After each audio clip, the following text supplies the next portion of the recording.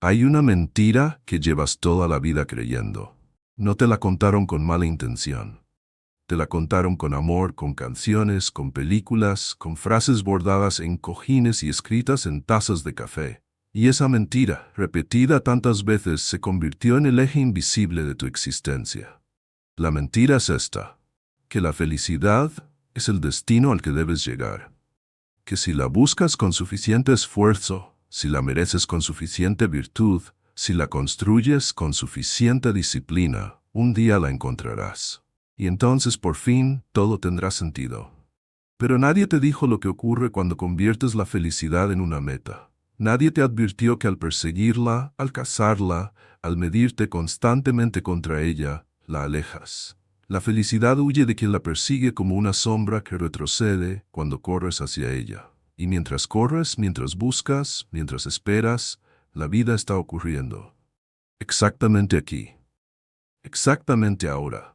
Sin que tú estés del todo presente en ella. Lo que vas a escuchar en los próximos minutos no es una promesa de felicidad. Es algo más valioso. Es una invitación a dejar de necesitarla para empezar a vivir con profundidad. No vengo a decirte que seas positivo, que pienses en grande, que visualices tu mejor versión.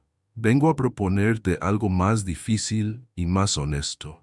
Vengo a sugerirte que quizás el problema no es que no hayas encontrado la felicidad, sino que la has estado buscando de la manera equivocada, en el lugar equivocado, por las razones equivocadas.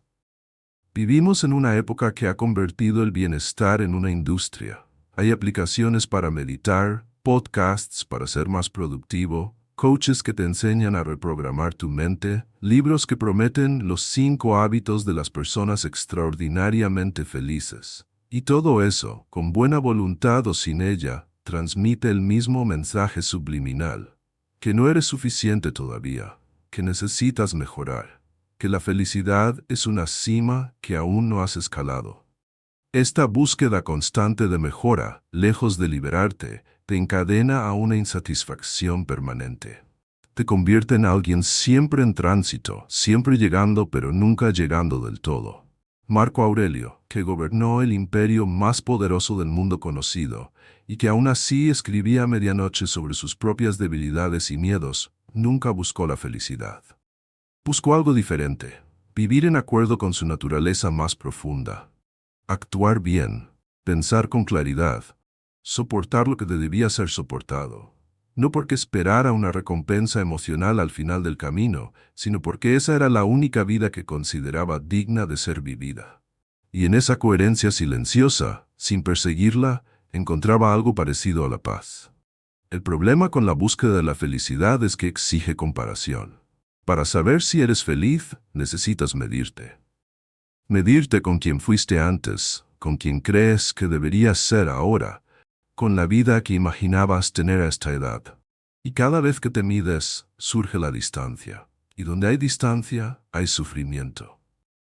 No el sufrimiento que viene de las circunstancias difíciles de la vida, ese es inevitable y en cierto modo necesario, sino el sufrimiento que tú mismo fabulas cuando decides que la realidad debería ser diferente de lo que es.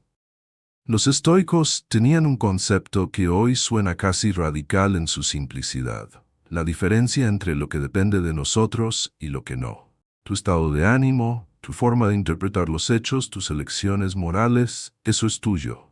El resto, el reconocimiento ajeno, la salud que puede perderse, el amor que puede marchitarse, el éxito que puede no llegar, nada de eso está en tus manos con certeza. Y sin embargo, la mayoría de las personas construyen su felicidad precisamente sobre ese terreno inestable, sobre lo que otros piensan, sobre lo que el mercado valora, sobre lo que el algoritmo premia, sobre lo que un día tenían y ya no tienen, o lo que esperaban tener y todavía no llegó. Piensa en la última vez que te sentiste verdaderamente bien. No eufórico, no exaltado, sino bien. En paz, presente. ¿Estabas pensando en la felicidad? ¿Estabas midiendo tu nivel de bienestar? Lo más probable es que no. Lo más probable es que estabas absorto en algo, en una conversación que importaba, en un paisaje que te detuvo, en un trabajo que exigía toda tu atención, en el silencio de la mañana antes de que el ruido comenzara. La felicidad, cuando aparece, aparece de costado, nunca de frente, porque cuando la miras de frente, ya no está. Séneca escribió algo que lleva 2000 años siendo incómodo y verdadero. El mayor obstáculo para vivir es la expectativa. La expectativa de que las cosas serán mejores después, de que el sufrimiento actual tiene fecha de caducidad, de que existe un momento futuro donde por fin todo encajará. Esta expectativa no es esperanza, es una forma de ausentarte del presente. Es una forma educada y socialmente aceptada de no estar aquí. Si quieres continuar este viaje, si estas reflexiones están tocando algo en ti, considera quedarte en este canal. Hay muchas más conversaciones como esta sobre filosofía aplicada a la vida real, sobre cómo pensar con más claridad y vivir con más profundidad. Y si algo de lo que estás escuchando resuena contigo, déjalo en los comentarios. No una opinión cualquiera, sino una reflexión propia.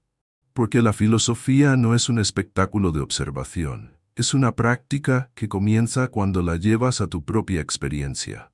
Hay una diferencia fundamental entre una vida buena y una vida feliz, y confundir ambas es quizás el error más costoso que podemos cometer. Una vida buena puede contener tristeza, pérdida, incertidumbre, incluso fracaso. De hecho, es casi seguro que los contiene. Pero una vida buena es coherente, es honesta. Está orientada hacia algo que trasciende el placer inmediato. Una vida buena es aquella en la que, aunque el camino duela, puedes mirarte y reconocerte. Puedes decir, esto soy yo. Esto es lo que elegí. Esto tiene sentido aunque no sea cómodo.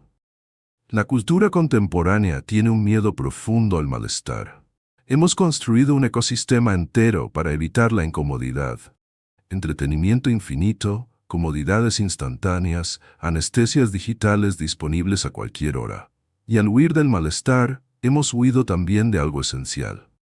Porque el malestar, el verdadero, el que nace de un duelo genuino, de una duda honesta, de un error reconocido, ese malestar es el material del que está hecha la profundidad humana.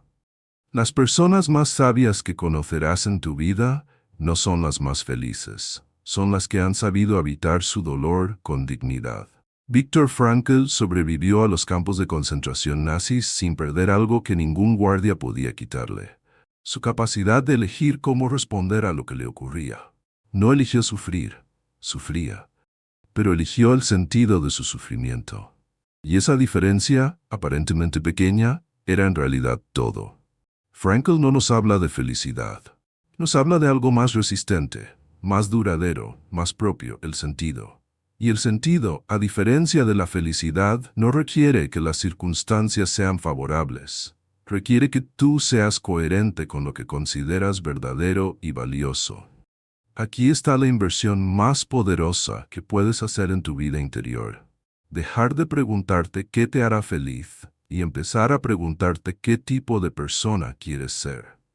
No qué quieres tener, ni qué quieres sentir, sino qué quieres encarnar. ¿Qué valores quieres que guíen tus decisiones cuando nadie te observa, cuando el camino es oscuro, cuando la recompensa no está garantizada? Porque esa pregunta, a diferencia de la pregunta por la felicidad, tiene respuestas que dependen enteramente de ti. Y en esa dependencia está tu libertad real.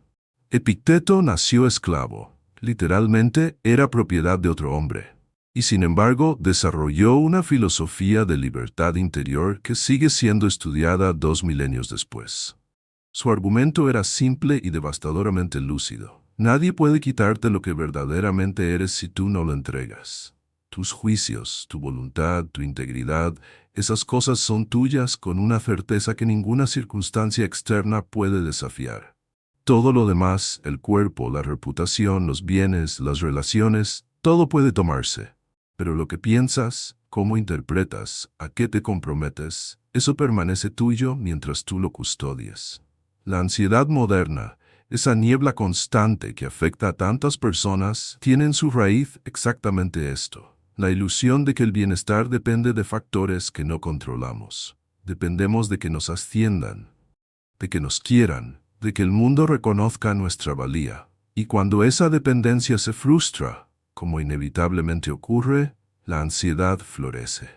No porque la vida sea cruel, sino porque hemos construido nuestra estabilidad sobre cimientos que no son nuestros.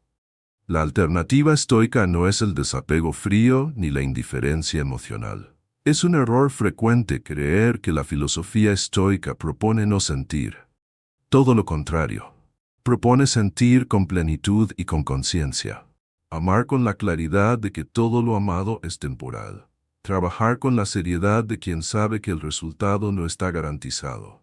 Relacionarse con la honestidad de quien no necesita aprobación para sentirse completo. Esto no elimina el dolor, lo contextualiza. Lo da un lugar digno en la experiencia humana sin permitir que lo ocupe todo. Existe una práctica que los estoicos llamaban premeditatio malorum, la premeditación del mal. Consiste en contemplar deliberadamente la posibilidad de perder lo que aprecias, no como ejercicio de pesimismo, sino como vacuna contra la fragilidad. Cuando te acostumbras a pensar, esto que tengo hoy podría no estar mañana, algo cambia. La conversación que acabas de tener cobra más peso. La comida que estás comiendo se vuelve más presente. La persona que duerme cerca se convierte en algo que ya no das por sentado. La premeditación del mal, paradójicamente, no te hace más triste. Te hace más despierto. Y aquí está quizás el giro más silencioso y más importante de todo lo que hemos recorrido juntos. La felicidad no es un estado que se alcanza. Es en todo caso un subproducto. Aparece cuando estás tan comprometido con algo verdadero, con una relación, con un trabajo, con un propósito, con un principio, que dejas de pensar en ti mismo el tiempo suficiente como para que algo más grande te atraviese. Aparece en los márgenes de una vida bien vivida, no en su centro.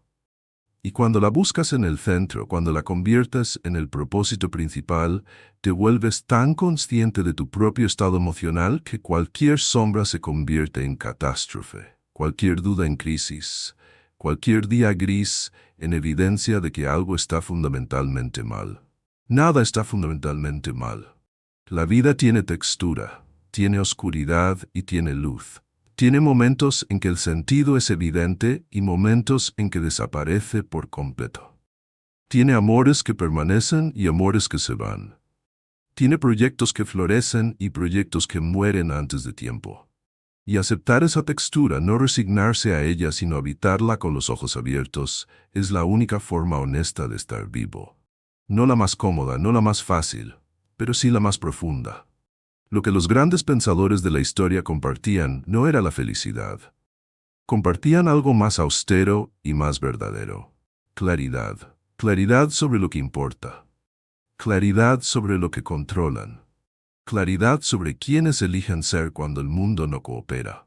Y esa claridad, cultivada con paciencia y con honestidad, genera algo que se parece mucho a la paz, aunque nunca lleve ese nombre en los libros de autoayuda. No es un estado permanente. Es una orientación, es una brújula, no un destino. Así que deja de buscar la felicidad, no porque no merezcas ser feliz, sino porque mereces algo mejor que una búsqueda que nunca termina.